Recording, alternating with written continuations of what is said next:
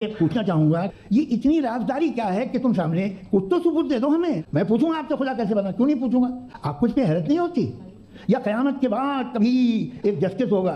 अच्छा, अब जवाब दूं। हम जब किसी डॉक्टर के पास जाते हैं, डॉक्टर के पास जाकर वो अगर उसने हमें कोई दवाई दी है तो हम ये तो नहीं कहते कि जब तक आपके पास जितना नॉलेज और जितना विजडम नहीं है, आपने क्यों ये दवाई दी है, तब तक हम इस चीज को एक्सेप्ट नहीं करेंगे। नहीं कहते, हम उसकी अथॉरिटी को तस्लीम करते हैं। डॉक्टर में और खुदा में बड़ा डिफरेंस है। डॉक्टर पढ़ा लिखा होता है एक, तो मैं उसकी बात सुनूंगा कि ये तय करना कि अल्लाह ही जिंदगी देता है और खुदा ही मौत देता है, ये गलत है। बिल्कुल गलत नहीं है। हाँ, नहीं, निजाम उसी ने बनाया फ्री विल का। आप बताएं, अगर खुदा नहीं है फॉर एग्जांपल, तो आप ईविल को कैसे डिसाइड करेंगे? दुनिया में ऐसे ग्रुप्स हैं जो रेप को जायज़ मानते हैं सर्टन हालात में। मैं डिटेल में नहीं जानूंगा, आप भी जानते हैं। ये जो आईसिस वाले थे इन्होंने क्या। तो नमस्कार दोस्तों, आपका हमारे the फनमो Janata news YouTube channel पर बहुत बहुत स्वागत है। के बाद उन्होंने कहा कि भाई हमें नहीं मालूम, अगर नहीं मालूम तो क्लियरली कह देना कि नहीं मालूम है, इसमें क्या हर्ज है? तो वही तो मैं कह रहा हूं ना कि आप कह दें कि नहीं मालूम, लेकिन क्लेम क्यों कर रहे हैं कि गॉड एग्जिस्ट नहीं कर रहा है?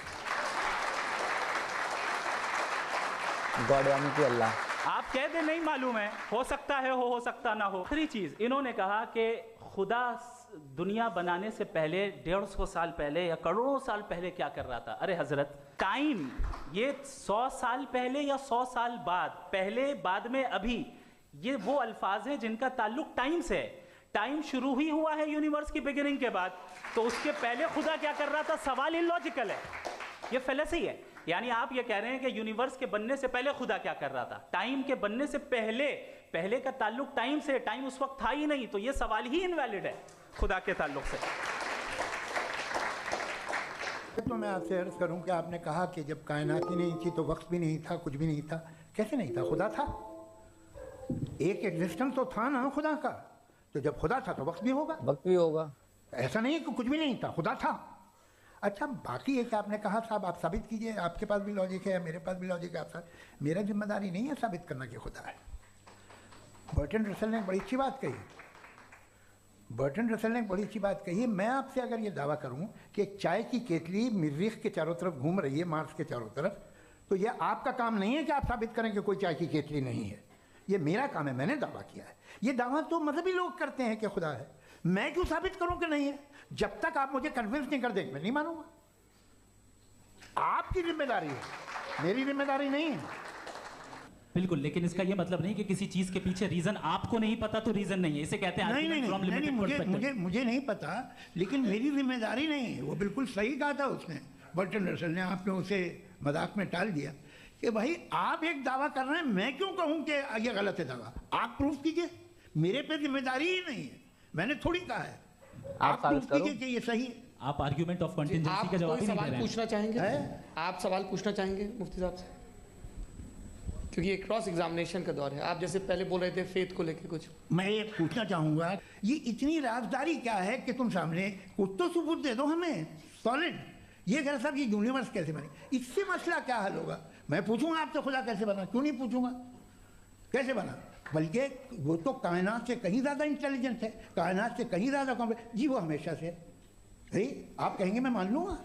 अच्छा, दोयम वो कादिर मुतलक, यानी कादिर मुतलक का मतलब ओमनीपोटेंट, वो जो चाहे कर सकता है। आपको नौकरी दिलवा सकता है, आपकी अच्छी जगह शादी करवा सकता है, आपके पड़ोसी का मुकदमा हरवा सकता है, आपको जिता सकता है, सब काम करता है। थोड़ा सा माइक क्लोज जी। वो इस दुनिया को चला कैसे रहा है?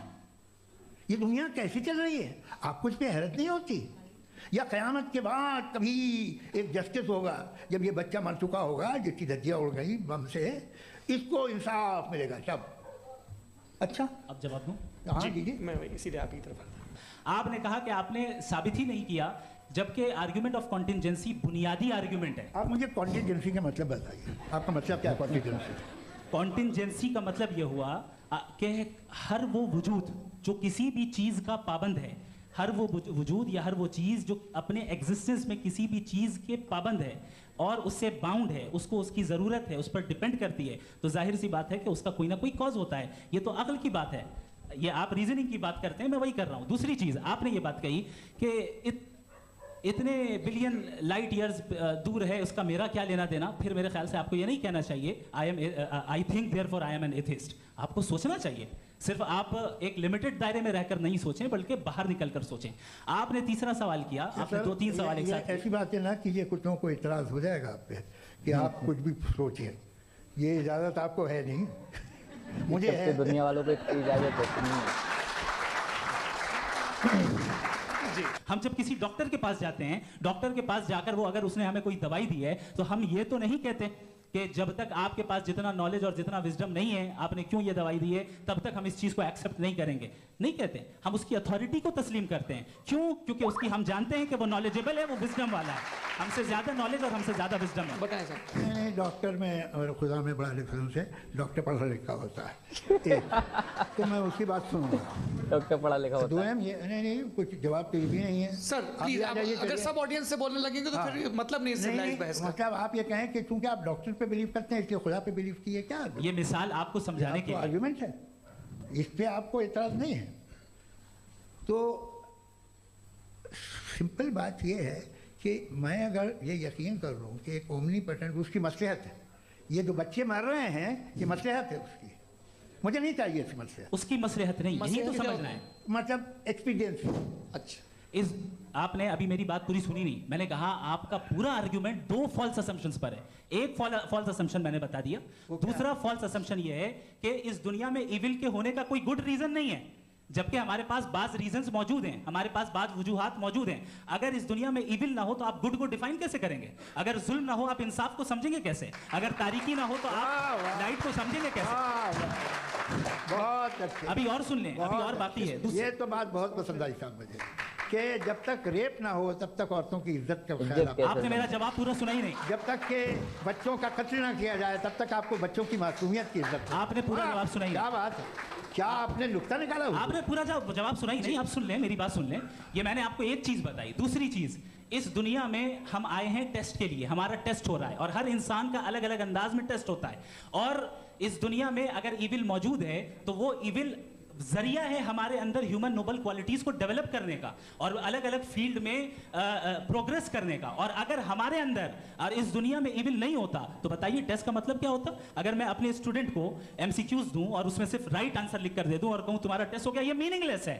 इस दुनिया में अगर हम टेस्ट के लिए आए हैं तो जाहिर है गुड एंड इविल दोनों मौजूद है। तो अगर गुड एंड इविल दोनों मौजूद है तो ये इविल भी खुदा का बनाया हुआ है। जी हाँ, खुदा का बनाया हुआ है। लेकिन अच्छा, चलो अच्छी बात। जी बिल्कुल, तो बिल्कुल खुदा ने बनाया। अभी तो ये है कि जो मेजॉरिटी है दुनिया में वो इविल है, तो ये खुदा एक्चुअली इविल के साइड पे लग रहा है मुझे। बिल्कुल भी मेजॉरिटी तो वो है। क्या बात कर रहे हैं भाई आप? मैं बहुत कोई भी जो मुंसिफ होगा, चाहे आपका अपना घर हो जिसके आप सबसे बड़े हैं, चाहे आपकी ऑर्गेनाइजेशन हो जो आप चलाते हैं, वहाँ पर आप इविल रखेंगे साबित करने को कि बाकी लोग शरीफ हैं। मेरी बात सुनिए। क्या ये आर्ग्यूमेंट ही गलत है? अगर कि जब तक के कोई इविल नहीं होगा तब तक के शरीफ आदमी शरीफ नहीं लगेगा। अगर एग्जामिनर गलत ऑप्शन दे रहा है तो एग्जामिनर इविल नहीं हो गया। जो गलत ऑप्शन को सेलेक्ट कर रहा है वो फेल होगा। क्रिएटर ने इविल को बनाया है लेकिन वो इविल नहीं है। अच्छा सुनिए मेरी बात, let me complete sir. Creator ने इविल को बनाया है टेस्ट के लिए, वो इविल नहीं है। इविल वो होगा जो उसे इख्तियार करेगा। छुरी को बनाने वाला गलत नहीं होता है, छुरी का गलत इस्तेमाल करने वाला गलत होता है। वाह, ये एग्जांपल बढ़िया था।